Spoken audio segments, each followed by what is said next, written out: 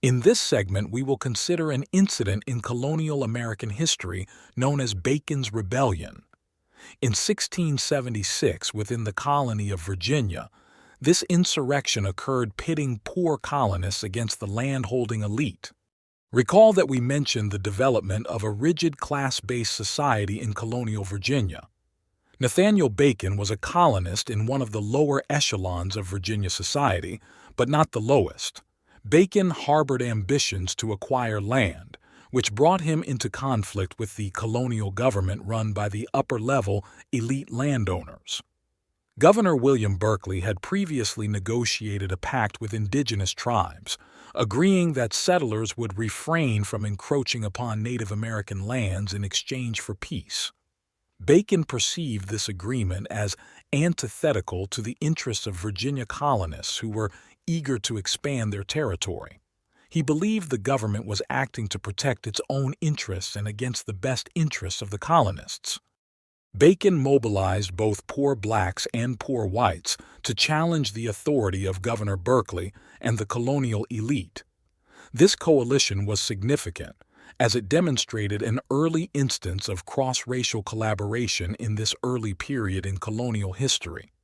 Blacks and whites recognized their differences and were not integrated, but there was no latent sense of superiority or inferiority, and they could work together to pursue their common interests. We will see later in this course how this eventually became impossible. The rebellion itself was ultimately quashed by the colonial authorities. Following the death of Bacon from disease, many participants were executed. In the aftermath, the House of Burgesses, the Legislative Assembly in Jamestown, enacted a series of restrictive laws targeting African Americans. These statutes, later known as the Black Codes, effectively decreed that individuals of African descent could not enjoy the status of freedom within the colony.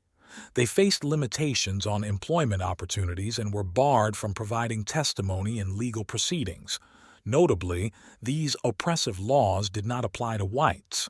The intended and inevitable outcome was a deterioration in the rapport between poor blacks and poor whites, fostering sentiments of superiority among the latter and resentment among the former.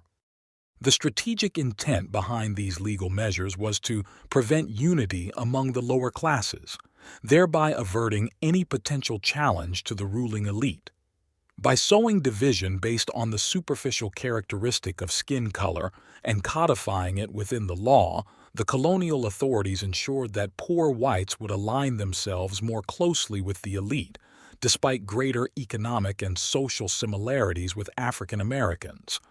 This calculated strategy laid the groundwork for systemic racial segregation in America, a phenomenon that had enduring implications.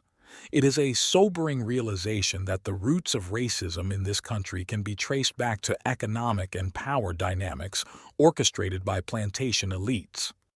In contemporary times, while there have been notable advancements with African Americans attaining high political offices, racial tensions remain and predominantly persist, especially within the lower socioeconomic strata, where the similarities are greatest.